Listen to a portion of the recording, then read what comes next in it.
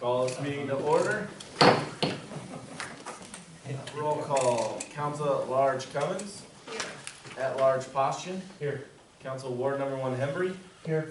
Ward number 2 Anderson. Here. And Ward number 3 McNeil. Here.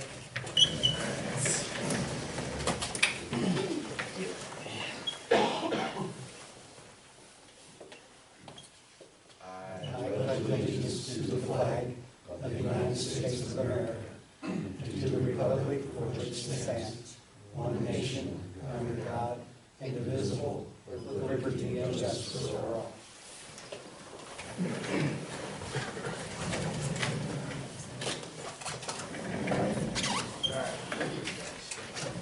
To the agenda, if there are no changes to the agenda, is there an approval? Motion for approval? McNeil with the first. Second. And Anderson with the second?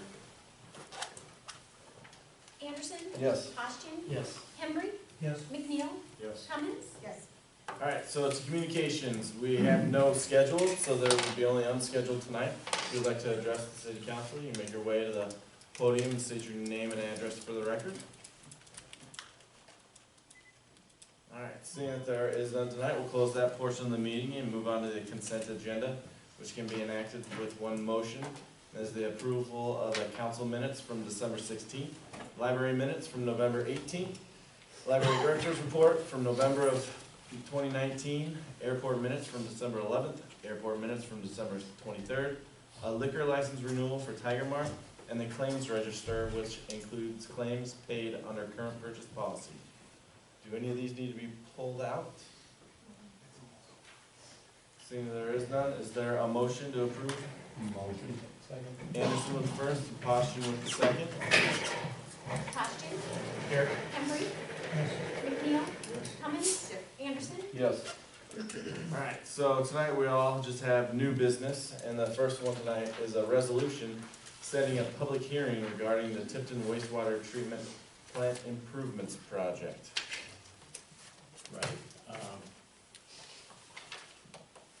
This is part of the legal requirement that we have to do in the process for doing this project. It asks the council to set a public hearing at the next meeting on January 20th, where you can input on the proposed site project. We'll also run the ad in the paper that is included in the resolution that has the pertinent information. It also includes, it's a hearing on the plans, specifications, formal contract, and estimated cost, which I believe is still 6.2 million thereabouts. So with that, we would ask the council to approve the public hearing for your next meeting. Alright, there are no questions for Brian. Is there a motion to set the public hearing for 1/20 of 2020? McNeil with the first, and Cummins with the second. Henry? Yes. McNeil? Yes. Cummins? Yes. Anderson? Yes. Postian? Yes. Alright, the second one, which is an ordinance, it's number 574, and this would amend chapter 166, which is zoning regulations, districts and boundaries of section 166.09. This is only meant to be a first reading of a new ordinance, and the way it came to me is in the C1 zone, the type of apartment structure that's being proposed would not be allowed, because in the C1 zone, which is mainly for commercial, you're not allowed to have apartments on the ground floor. And when you think of that, it's usually thought of in a downtown situation, not necessarily this isn't necessarily in a downtown, the example that came to me, but in the specific case where this came up, the person first was wondering about rezoning. Well, there are a couple things that make that problematical. First, the main one is, let's say that the project doesn't happen after it's rezoned, then it can't be used for any other commercial purpose without rezoning it back. The other alternative is to use the special exception part of the ordinance. And all of the uses in all of our zoning areas have special exceptions listed in them. When you have zoning in a particular area, there is a list of eligible uses which are automatically okay to do. There are also special exceptions that are okay if a proposal and an application are made to the zoning board of adjustment, and then they approve it based on the merits of that application. Well, instead of having this situation rezoned, this proposes to add multifamily dwelling and residential condominiums added to the C1 zoning to make a special exception possible. Where now that person could just apply to the zoning board of adjustment in the application process that the ordinance already lays out. And so that then it can be weighed on its own merits for that situation. Now, when I was out, I saw an email from Terry Gert where he was saying, well, he was wondering if there might be a wording conflict between the part of the city code that says you can't have apartment or housing on the ground floor and this. So I said, you know, I'm going to ask the council to pass only a first reading tonight. And between the first and second reading, I'll check with the city attorney to see if there has to be any clarifying language. But the idea here is to make it a lot more simpler than rezoning a lot, which in the end, we hope doesn't have to be rezoned back. Any questions for Mr. Wagner? All right, this would be a first reading, so is there a motion on this first reading? I'll make a motion on the first reading. Cummins with the first, and McNeil with the second. McNeil?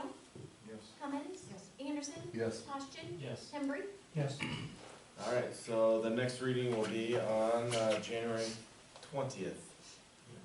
All right, so the next one, which is a presentation concerning the replacement of fire engine 186. Mr. Poschin? Good evening, council. I guess, you want me to read through everything? I think you all got an email or snap. Yeah, it's in the packet, yeah. So, yeah, a couple more things I have on that. I just got Stufen's, spec sheet back right before council started, so I've not reviewed that as well. Just a couple more things. We had 46 more calls this year than we did last year, so 30% increase. So it's 30% more use on the two trucks that are main go-tos right now. So with that engine basically absent, it's putting more strain on our fleet. And yeah, just more mechanical things. Trucks that are years old.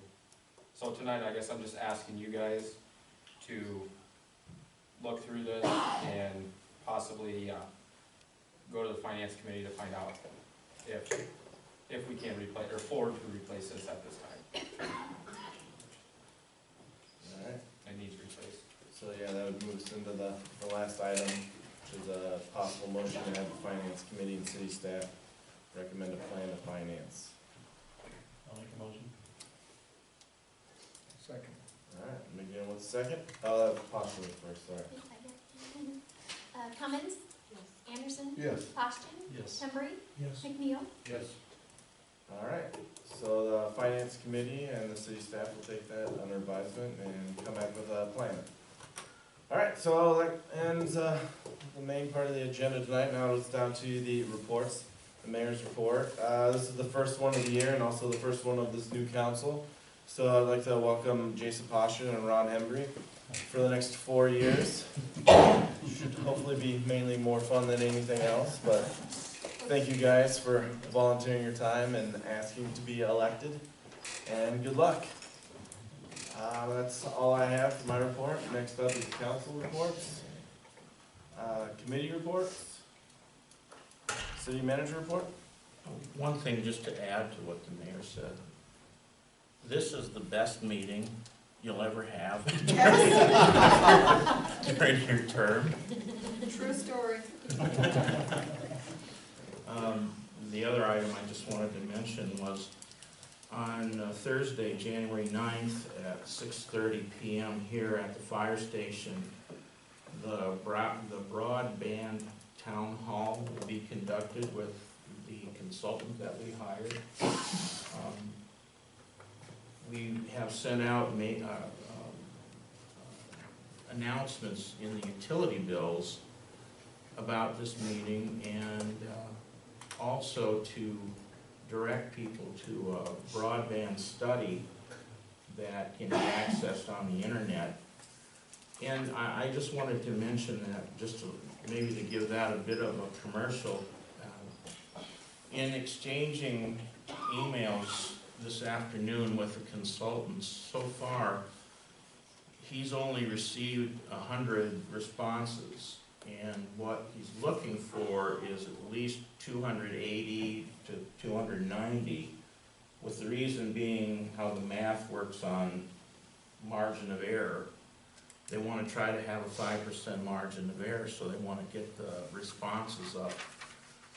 So it started off pretty fast. They got their first 65 pretty fast, but the next ones coming in have tapered off. So hopefully, after the broadband meeting on Thursday, and maybe if it can be promoted further, we'll get up to the level that we're looking for, but we are kind of lagging behind.